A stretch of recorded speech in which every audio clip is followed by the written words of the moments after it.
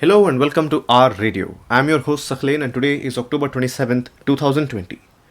Well, there are several topics in the Hindu newspaper that hold a lot of importance and relevance for us from UPSC point of view. Let us discuss them one by one. The first is related to the international relations. This topic or the article caught my attention because of its different perspective or different approach.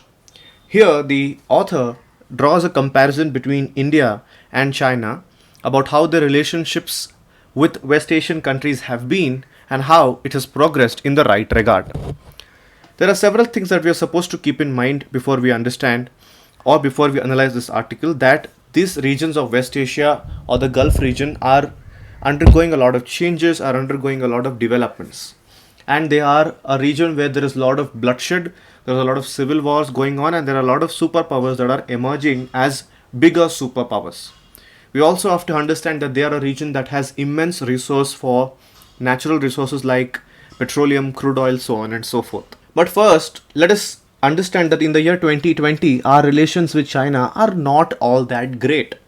They are understandable because of how the world is looking at China with regards to COVID-19 pandemic and how there has been the LAC or the Galwan Valley clashes that we've come across. But these countries are nowhere stopping from going ahead with their relations with the West Asian region or the Gulf region. Here we can focus on three countries or four countries. First is Saudi Arabia, then we can talk about UAE, we can talk about Iran, and then Israel. Now their engagement is changing according to the times and according to the changes. Now if you talk about India and a little bit of historical perspective, we have to go back to 2014 when Modi government came into power and West Asia was kind of prioritized, or the Gulf was kind of prioritized, because we had to move away from completely relying on the West for oil or completely relying on some countries for oil. We needed some alternatives. We needed some kind of solutions as well. So Modi government started proper engagement. Delhi started proper engagement with countries like Dubai, whose capital is Abu Dhabi, and Saudi Arabia, whose capital is Riyadh. Our engagement with Israel has also been very good. We have been very good friends, and it is a completely different place altogether, not looked upon or not looked in same lines with UAE and Saudi Arabia.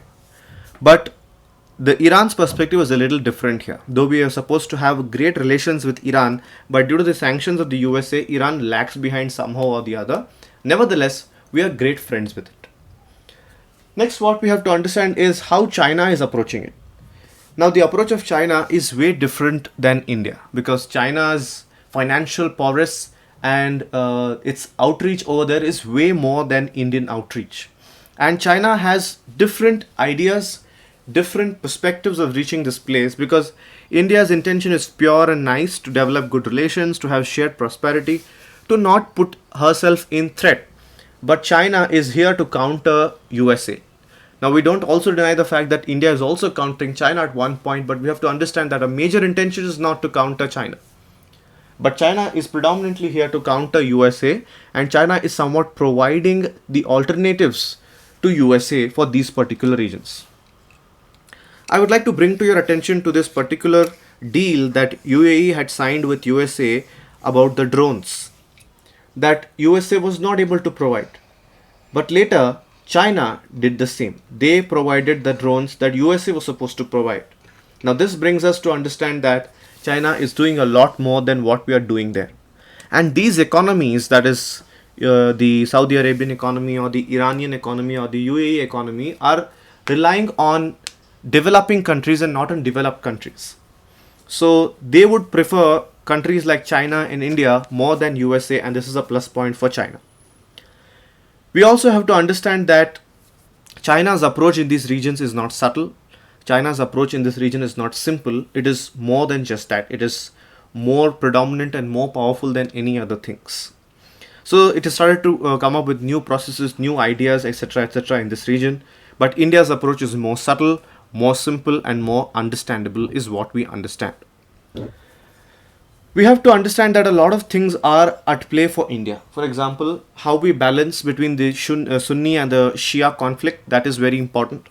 How we balance between the existence of Abraham Accords and several countries moving towards Iran, several countries moving to Saudi Arabia is also very important, and how we are balancing Iran's friendship at one point, even though we have the Quad relations, which talk about great friendship with USA and 2+2 happening, that also makes a lot of sense.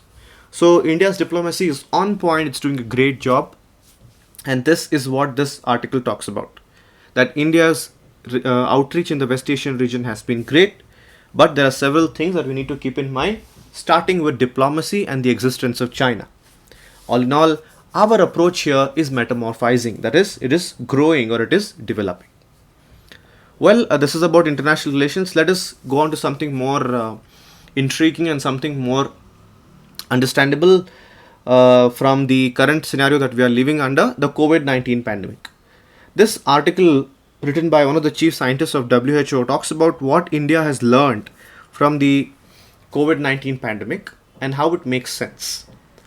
India has learned that investment in primary healthcare is most important, because we have seen that those countries that have invested well in primary healthcare were able to defeat this COVID-19 pandemic in the most simple and the most accurate manner. But we as a country, which were not able to invest a lot in primary healthcare, as we know that India's GDP spending, that is the India spending on healthcare, is way lesser than what it is supposed to be. That it's supposed to be over 4 to 6%, and some countries even spend 10% of the GDP on healthcare, but India spends less than 4% of its GDP. So that's a very bad picture that we are carrying in today's scenario. And that is why we learned that if we invest a lot more, we will be able to deal with these pandemics in a better manner or in a proper manner. Apart from this, we've also learned that science and the positive role of science is very important. Scientists play a very important role because they have a very positive role to play in this regard. And the coming together of various ideas and technologies from across the world has been very fruitful to fight the pandemic. Now, there are a few things that we need to make a note of. Apart from what we've learned, we have to understand the impact of this pandemic that has made us learn a lot more. What is the impact we're talking about? The impact, by impact here we mean how it has affected several people in the country. Now, if you talk about several people, you can talk about women. Women were affected a lot because of this pandemic, because of course some women were employed, some were not, and those who were employed lost their jobs, and those who were employed as domestic workers also lost their jobs. And those women who were at home and they were housewives suffered from various problems like shortage of resources, and most of them suffered from problems like domestic violence as well. As we know, the domestic violence went up quite a bit during the pandemic because the men were locked at home and there was a lot of frustration and these things and those things. So that also we have witnessed due to the pandemic. So the author says that women were one of the worst sufferers because of the COVID-19 pandemic, and we have to keep that in mind. Apart from that, what we need to understand is how education also was on a hold. Now we know that schools and colleges were shut down. There were a lot of problems that were brought out because of not having social distancing and having physical gathering. So education was also stopped as such. Then we can talk about jobs. Of course, there was job losses. A lot of people lost their jobs. A lot of people lost their livelihood.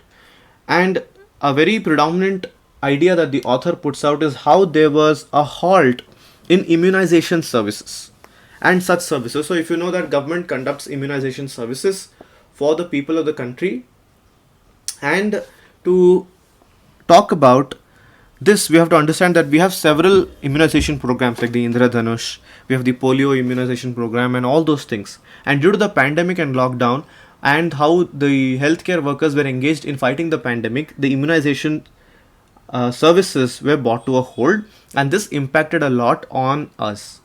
And this aggravated the problems of health in the country, and people today are doing out of pocket expenditure because of lack of immunization, or this can also happen in the future where they have lost immunization chance, and this can lead to several problems. And we have also learned that due to the pandemic, there has been increase in the health expenditure of the people, out of pocket health expenditure of the people, which has caused a lot of problems to them. So these are so many impacts. So just imagine if the situation was better. How could it be better?